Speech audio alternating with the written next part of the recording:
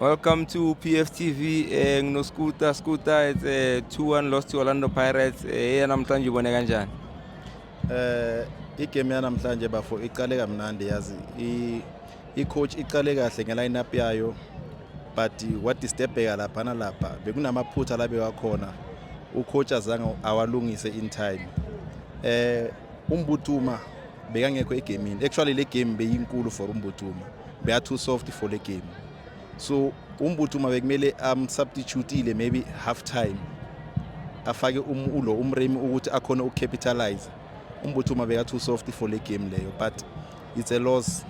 Le 3 point abayithathile so ibuyisa ngabanye abantu Saturday siyabuya futhi sikhona lana. So are you gonna blame this lose entirely on Umbuthuma, member? Don't you think as a team we didn't press well, you know?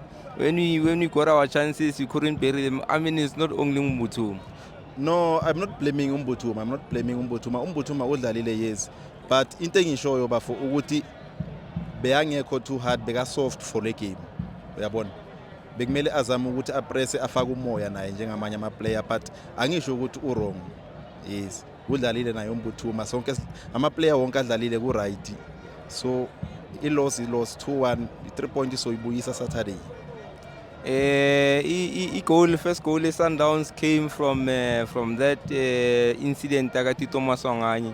Uyibonile, member, what do you think of that incident? Incident bafu. I can't say anything. Uyibona? Angibonanga. Bongasa. Angibonanga. Uyibona? All right. I'm gonna watch ama highlights ngibone kwenzakalini. All right. I know it was an average performance, member, but do you have your man of the match on the Orlando Pirates side?